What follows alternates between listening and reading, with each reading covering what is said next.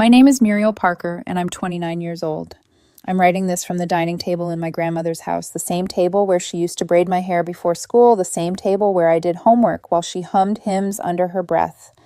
Now the house is too quiet, too still, and I feel like the silence itself is pressing down on my chest. My grandmother died last week. The funeral was a few days ago. Since then, I've been here alone, sorting through her things, pretending I'm processing something, even though I'm not sure I've processed a single breath since she passed. My parents died in a car accident when I was 8. She took me in without hesitation. She was everything: grandmother, mother, safety net, lighthouse.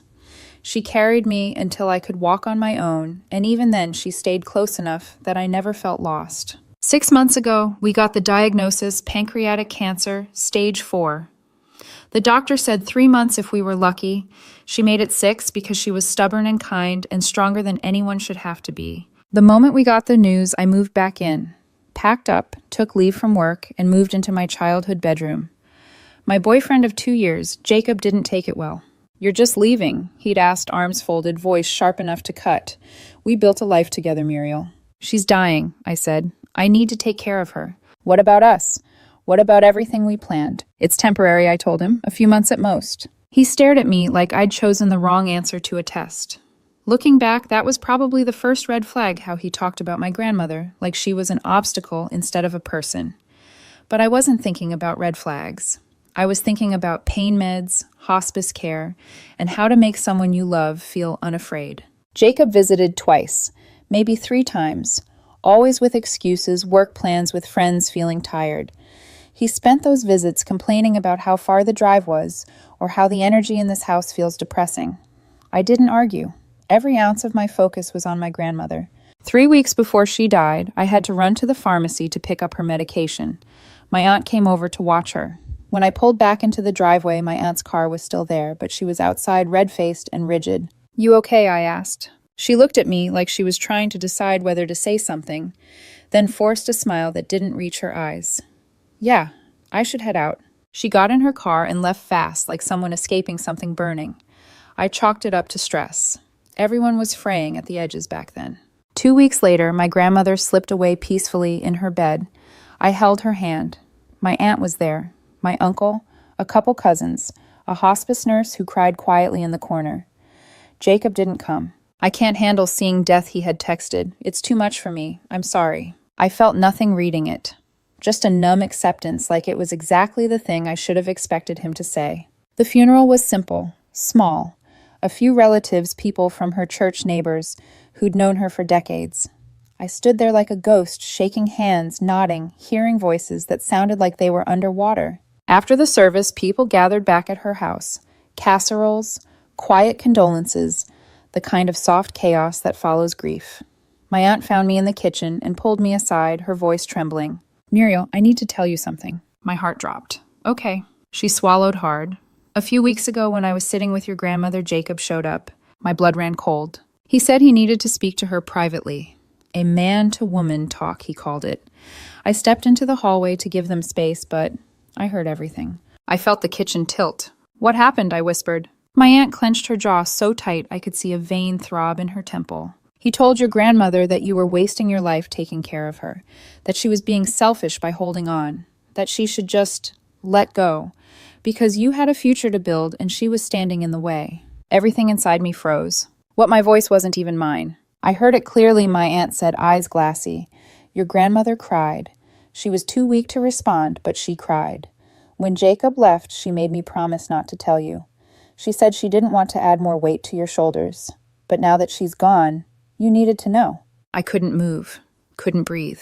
It felt like the world had paused, like someone froze the air around me, and I was trapped inside it. "My whole family knows," my aunt went on. "We agreed. He's not welcome here. Not at the funeral. Not in this house. Not anywhere near you." He didn't come anyway," I said, but it sounded hollow. "That's because I called him yesterday and told him if he showed up, we'd throw him out." I could only nod. My mind was blank glazed, stunned. And then shouting at the front door. People turned. Conversations died mid-sentence. Jacob stood in the doorway wearing a black suit like he was going to a job interview. Polished shoes, perfect hair, no trace of grief. My uncle blocked his path. "You need to leave," my uncle said. I'm here for my girlfriend, Jacob replied loudly. Her grandmother just died. She needs support. My aunt stepped forward. She needed support 6 months ago when you couldn't bother to visit. Jacob looked past them and spotted me. His face softened, or tried to. Muriel, tell them I'm allowed to be here. Every face in the room turned to me. Her church friends, neighbors, my cousins, my aunt and uncle, all holding their breath. Leave, I said. He blinked. What? You heard me. Leave. Muriel, don't be ridiculous. You told my dying grandmother to hurry up and die, I said louder. The room went dead silent. His face drained of color. Who told you that? Does it matter? It's not what I meant. You told her she was wasting my life. I was trying to help, he insisted, voice cracking. She was suffering. You thought if she died faster, I'd come home sooner. That's what you meant. That's not fair, he snapped. I came here for you, and you're humiliating me. You humiliated yourself, my aunt said. Get out. My uncle stepped forward again. This is a private residence. Leave now. Jacob looked around and saw nothing but disgust staring back at him. You're all insane, he muttered. He turned to me one last time. We're going to talk about this. You don't get to just... I closed the door in his face. For a moment, the house was utterly silent. Then my uncle touched my shoulder gently. You okay? I nodded. I wasn't. But there was nothing else to say. The reception continued around me. Voices, footsteps, the clatter of plates. I floated through it all, like a ghost. 3 days later, the real hell began. The morning after the funeral, I woke up on my grandmother's couch with a stiff neck and a phone buzzing nonstop on the coffee table. I didn't even have to look to know who it was. Jacob had already tried calling 11 times. I powered the phone off. Couldn't deal with him. Couldn't deal with anything. For the first time in months, the house felt truly empty. No soft breathing from the bedroom. No faint gospel radio humming from the kitchen. No whispered good morning, sweetheart. It was grief, mixed with phantom sound, the kind that makes you turn your head, because you could swear someone just called your name. I busied myself with sorting her belongings, boxes of photographs, recipe cards, stained with decades-old sauces, scarves she knitted for winters that barely existed anymore. Anything to avoid thinking about Jacob's voice or the way the room felt when I confronted him. By noon, I turned my phone back on. It exploded.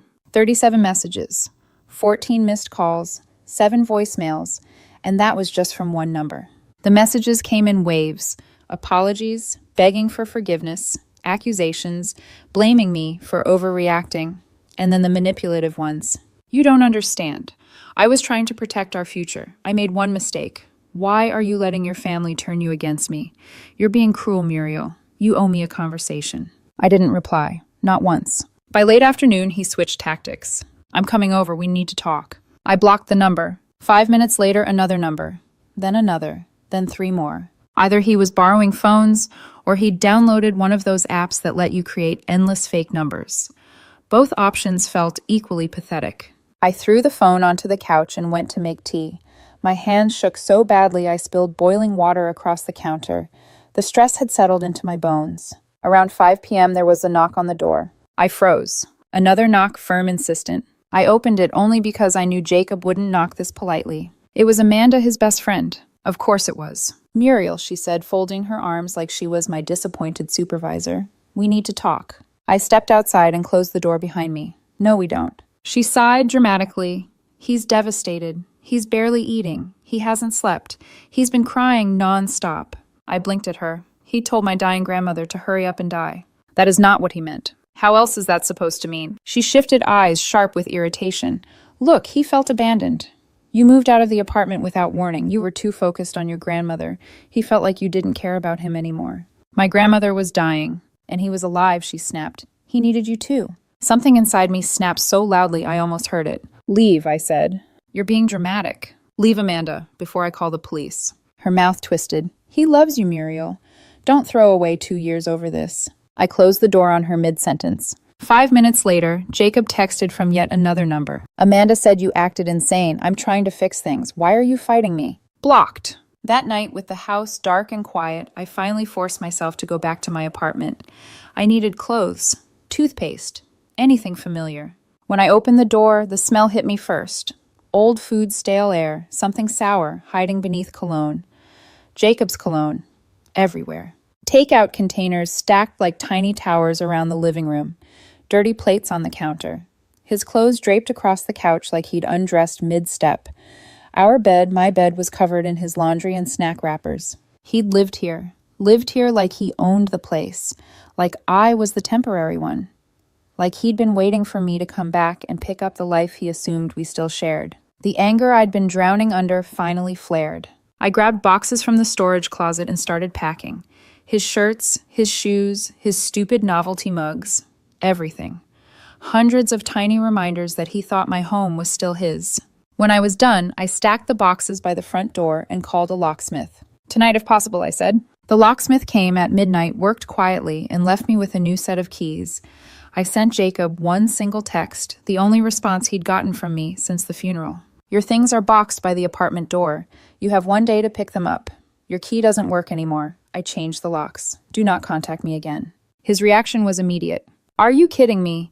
You can't just kick me out. This is my home too. You can't do this to me, Muriel." Then the threats. "I'm calling the police right now. You're stealing my property." I typed one final reply. "The lease is in my name only. You never paid rent. You were living here as a guest. I can revoke that at any time. Your belongings will be accessible for pickup for 1 day. Don't contact me again." His response, "You're such a piece of hum." Blocked. Early the next morning, the police called. "Ma'am, we received a call about a domestic disturbance. A man is claiming you're withholding his property." I explained everything calmly, the lease, the boxes outside the door, the fact that he'd never contributed financially. "So he's not a tenant?" "No, he lived there as a guest." "In that case, there's no issue. As long as his belongings are accessible, you're not doing anything wrong. If he continues harassing you, you can file for a restraining order." "Thank you," I whispered. Before leaving the apartment, I set his boxes outside, photographed them for proof, locked the new door, and walked away. A few hours later, another unknown number called. I answered because I was tired. "You left my stuff outside like trash," Jacob said. "No," I replied. "I left it outside like I said I would. Anyone could have stolen it." Where am I supposed to go? Not my concern. I can't afford my own place right now. You should have thought about that before you told my grandmother to die faster. Silence. Then, I didn't say it like that. My aunt heard every word. Longer silence. Then a desperate whisper. "She misunderstood." "No," I said. "She didn't. Lose this number." I hung up and blocked him again. That night, my uncle called. "He showed up at my house today," he said flatly. "What?" "He said he needed to talk to a reasonable family member because everyone else is crazy." I told him if he didn't leave my property, I'd call the cops. "What did he say?" "That he needs to talk to you. That you're being manipulated. That what he said to your grandmother was taken out of context." I felt my stomach twist. "What did you tell him?" "That there's no context in which telling a dying woman to let go is okay." My uncle paused. He eventually left, crying, screaming, begging. I sat down slowly, sinking into the kitchen chair. "It's going to get worse before it gets better," he warned gently. "He's spiraling." He was right, because a week later, it did get worse. The first sign that things were spiraling came on my first day back at work. I'd barely stepped into my office, still carrying the weight of grief in my shoulders, when my boss poked her head into my doorway. "Muriel, can you come to my office for a moment?" Her tone wasn't harsh, just cautious, but it was the kind of cautious that made my stomach drop. I followed her in, sat down, and waited. She closed the door gently, then leaned against her desk. "I got a strange call yesterday," she said. "From someone claiming to be your boyfriend." My heartbeat thudded, once loud and painful. "Oh no," I whispered. "She said she was worried about you. That you were making impulsive decisions after your grandmother's death. That your mental state was deteriorating." My boss looked at me with soft concern, not suspicion. I told her that personal calls about employees are inappropriate and that you seemed perfectly capable, but she also called HR. Of course she did. Jacob didn't believe in boundaries, never had, not even legal ones. "I'm so sorry she bothered you," I said. "It's okay," she replied, "but HR flagged it as a wellness concern until I explained what's going on. If she contacts us again, I want you to tell me immediately." I nodded, swallowing hard. As I left her office, I felt something new: humiliation. Even in my workplace, Jacob was smearing dirt on the floor behind me like a child dragging a muddy stick across glass. That afternoon, I got a text from a number I didn't recognize. "You made me do that. If you just talked to me like an adult, I wouldn't have had to reach out to your work. You can't avoid me forever, Muriel." Blocked. I didn't even hesitate. 2 days later, while I was at my grandmother's house sorting recipe books, someone knocked. A low, purposeful knock. Not frantic, not polite, something in between. I opened the door and felt my body go cold. It was his mother. Her eyes were red, not from crying, but from fury. "We need to talk," she said. "No thanks," I replied, moving to close the door. She shoved her hand against it. My son is falling apart. Not my problem. Yes, it is. She pushed the door open, planting herself on my front step like she owned the place. He hasn't eaten in days. He's sobbing nonstop. He can't function because you won't give him the decency of a conversation. He told my dying grandmother to hurry up and die, I said. He misspoke. Do you hear yourself? He was trying to help her find peace, she insisted. He worded it poorly, but his heart was in the right place. No, I said quietly. His heart was in getting her out of the way so I would come home. Her expression twisted. You're being cruel. I laughed his sharp humorless. Cruel, he showed up at her funeral, after being told not to. You humiliated him in front of everyone, she snapped. I protected myself. You're throwing away 2 years, she hissed, over one mistake. He visited her twice in 6 months, 2 times. She said nothing. He lived rent-free in my apartment the entire time I was here, I continued. A place he contributed nothing to. He contributed emotionally. How, I asked. By calling me selfish for taking care of the woman who raised me. Her lip curled, and for a moment I saw the truth. She wasn't here for me. She was here because her son was losing control, and she needed someone to blame. My daughter deserves Wait, my son deserves better than this, she snapped. Then he can go find it elsewhere, I said. Her voice rose shrill and desperate. You're going to regret this when you're alone and realize what you threw away. Goodbye, I said and shut the door. She hit it once with the palm of her hand before stomping back to her car. A minute later, I texted my uncle. Jacob's mom just showed up. Heads up. His reply came instantly. He's already here, crying in my driveway. I told him to leave. Want me to call the cops? Only if he refuses to go. He just flipped me off and drove away. I sat at the kitchen table, hands shaking. Grief over my grandmother was hard enough. But this was something darker, something invasive, like a cracked door that wouldn't close no matter how hard I pushed. The escalation came the next afternoon. He texted from another unknown number. Meet me at our coffee shop tomorrow. We need to talk. This is your last chance. I didn't respond. The next day he called. Where are you? His voice demanded. I've been waiting for an hour. You said. I didn't say anything. Stop contacting me. You owe me closure. Here's your closure, I said calmly. You are a bad person. You told my grandmother she was wasting my life. My entire family knows. You're not welcome anywhere near me. You can't just, he began, but I hung up and blocked the number. 5 minutes later, the doorbell rang. I checked through the window. Jacob, standing on the porch, face twisted with anger. I didn't open the door. He knocked, then pounded, then yelled. I know you're in there. Open this door. Muriel. I stepped back, heart racing. Called my uncle. He's here, I whispered. He won't leave. Stay inside, my uncle said. I'll be there in 5. Jacob was still pounding when my uncle's truck pulled up.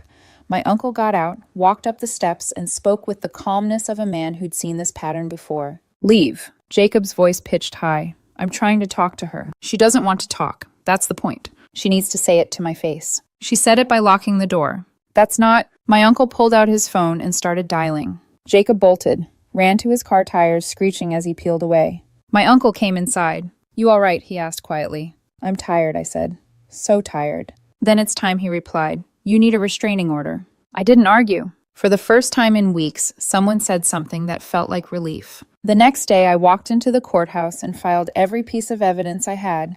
Screenshots, texts, calls, dates, photos, the notes from HR, the report from the police.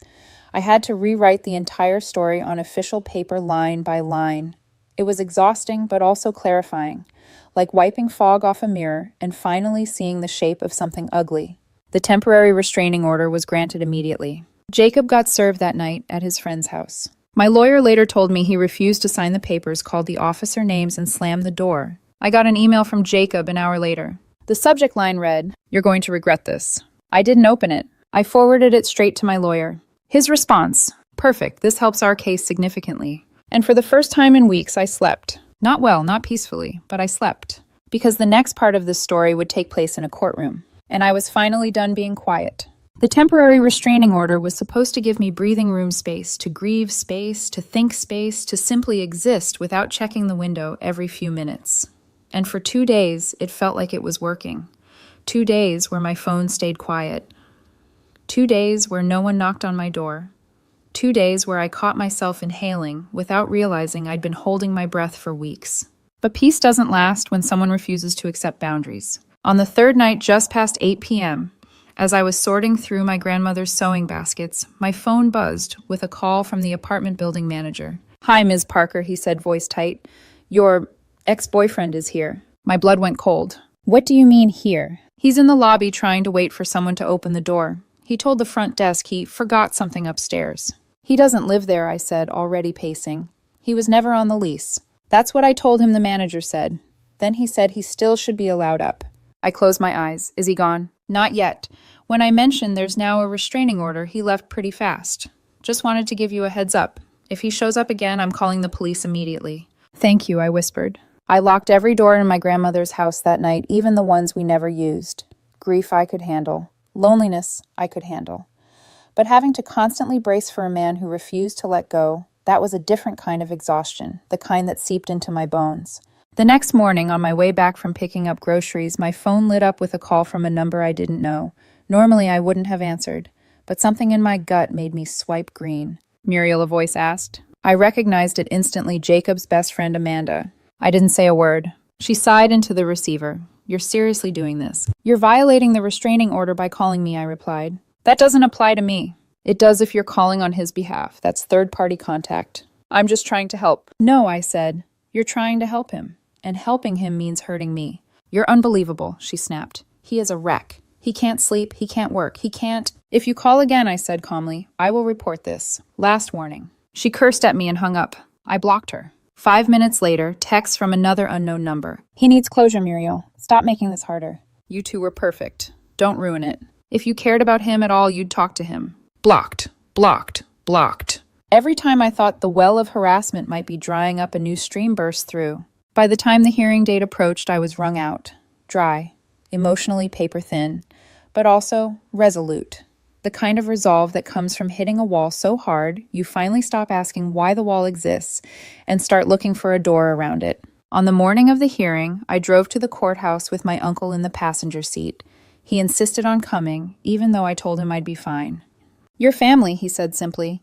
You don't go into court alone. When we walked inside, Jacob was already there, standing with his mother. No lawyer. Just the two of them, looking like they were waiting outside a school principal's office. Jacob looked small, deflated, but when he made eye contact with me, something sharp flickered in his eyes, like he still believed he could talk his way out of everything. His mother glared, face pinched with indignation. My uncle put a steadying hand on my back. We sat down. The judge entered the courtroom stern, focused, not someone you would want to lie to, not someone who would tolerate theatrics.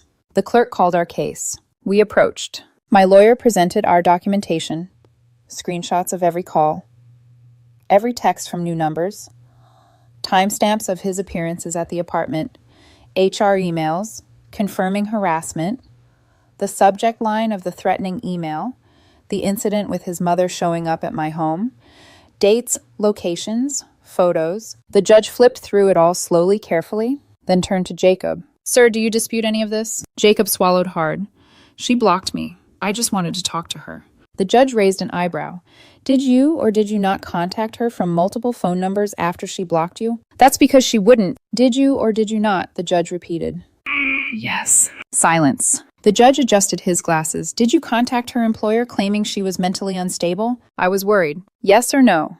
Yes. And did you show up at her grandmother's residence after being told not to? Jacob looked down. Yes. Did you send her an email with the subject line, "You're going to regret this"? It wasn't a threat, he insisted. I just meant she would regret leaving me. The judge said, unimpressed.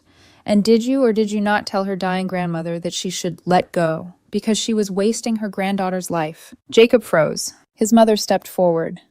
Your Honor, that is being taken out of... Ma'am, the judge snapped. You are not permitted to speak unless addressed. She recoiled, stunned. The judge turned back to Jacob. Answer the question. Jacob took a shaky breath. I didn't tell her to die. What did you say then? I said maybe she shouldn't hold on. That Muriel was sacrificing too much. So you did tell her to let go, the judge clarified. I was trying to help. The judge closed the folder. Sir, this is textbook harassment. The evidence is overwhelming. Jacob's face crumpled. Your Honor, please. No, the judge said sharply. A temporary restraining order didn't stop you. Warnings didn't stop you. Her boundaries didn't stop you. You escalated, repeatedly. He looked directly at Jacob. Residing in her apartment without a lease does not entitle you to access to her life. Contacting her employer crosses a line. Showing up at multiple residences crosses a line. Telling a dying woman to let go so you can reclaim a relationship crosses a line. so far that it is barely visible in the rearview mirror. Jacob's mother burst out, "This is unfair. She's ruining." The bailiff stepped toward her. She shut her mouth. The judge lifted his pen. Restraining order granted. 1 year. No contact. No third-party contact.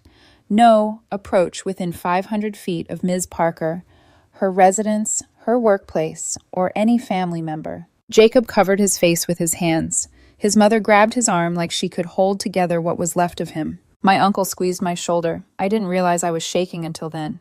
The judge added one final warning. Violation of this order will result in contempt of court and possible jail time. Do you understand? Jacob whispered something too quiet to hear. Do you understand? The judge repeated. Yes, he choked out. That will be all. Outside the courthouse, the air felt strangely sharp, like winter had crept into autumn.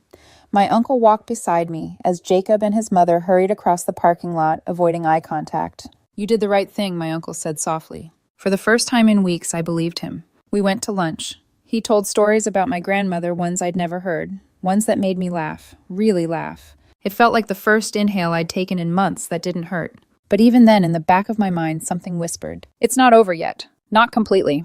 But I was no longer afraid. For the first time, I knew I could face whatever came next. In the days after the hearing, the world felt lighter. Not healed, grief is never that tidy, but breathable. I stayed in my grandmother's house, waking to the faint smell of lavender from the sachets. She tucked into every drawer, falling asleep to the soft hum of the ceiling fan. She always insisted on fixing herself. The quiet still hurt, but it didn't crush me the way it had before. My phone stayed silent. For the first time in months, silence was a comfort. I spent my mornings going through her things slowly, gently, the way you touch something fragile, even when it's already broken. There were boxes of old photo albums, drawers full of mismatched buttons, shelves of cookbooks with handwritten notes in the margins. She had saved everything. One afternoon, tucked deep in her bedroom closet inside a shoebox, I found something I'd never seen before, a bundle of letters tied with yarn. Dozens of them. They were addressed to my parents. Letters she'd written after they died. She never meant to send them. She just wrote. Updates on my life. How I grew an inch that summer. How I won a spelling bee. How I cried when I lost my first pet fish. How she wasn't sure she was being a good enough parent, but she was trying. How much she loved me. Then I found one dated 6 months ago, around the time of her diagnosis. I'm not scared of dying, she wrote. I'm scared of leaving Muriel alone. But she's stronger than she knows. I raised her to be. I pressed the letter to my chest and sobbed, loud, unrestrained, exhausted crying. The kind that empties you and fills you at the same time. It was the first time I had really truly let myself cry since she died. And afterward, I felt lighter. But peace is never perfect. Not long after I got an alert from the apartment building manager, Jacob showed up again. He tried to get into the lobby to check something. When the manager refused, he argued. When the manager mentioned the restraining order, he left before police arrived, just barely avoiding a violation. I stared at the message for a long time, then set the phone face down. It didn't send me spiraling this time. It didn't steal my breath or twist my stomach. It didn't make me check the locks twice. I just felt tired. And then I felt done. Done giving him space in my mind. Done giving him real estate in my emotions. Done letting him drain the air from rooms he wasn't even in. I called my lawyer, gave him the details, saved the screenshots, and went back to sorting through my grandmother's recipe cards. It didn't shake me anymore. The spell was broken. A few days later, my aunt came by with a casserole and her soft, warm presence. She found me in the kitchen, surrounded by scraps of paper and butter-stained cards. You doing okay? She asked. Yeah, I said, and I meant it. She sat with me flipping through the recipes. Then she said gently, Your grandmother knew Jacob wasn't right for you. She told me more than once. I swallowed. She never told me. Because she wanted you to see it yourself, my aunt said. That's how people grow. I set the cards down, blinking hard. She was right, I whispered. She usually was, my aunt laughed. We talked about my grandmother for hours. About the way she laughed with her whole body. About how she'd slip extra cookies into my lunchbox for friends, even though she knew I'd eat them all myself. About the way she carried grief so gracefully that you almost couldn't see it. My grandmother had loved me fiercely, quietly, consistently. Jacob never even tried. In the weeks that followed, the house started to feel warm again. Not haunted, not abandoned, but lived in. Loved in. The kind of house where healing feels possible. Sometimes I still reached for my phone in the morning, wanting to call my grandmother before remembering I couldn't. Those days hurt, but they weren't unbearable. Other days I woke up grateful. Grateful that I found out who Jacob was before I married him. Before we had kids, before I built my life around someone who saw my love as an inconvenience and my grief as an obstacle. My grandmother saved me one last time. Not by living, but by dying in a way that exposed who Jacob truly was. I'll take this grief over that life any day. The restraining order will expire in a year. Maybe by then he'll have moved on. Maybe he won't. Either way, I will. For now, I'm staying here, sleeping in my childhood room, cooking her recipes, reading her letters, letting the house teach me how to breathe again. I'm grieving. I'm healing. I'm remembering. And above all, I'm grateful I dodged a man who showed up to a funeral in polished shoes, perfect hair, and a cocktail party attitude after being told he wasn't welcome.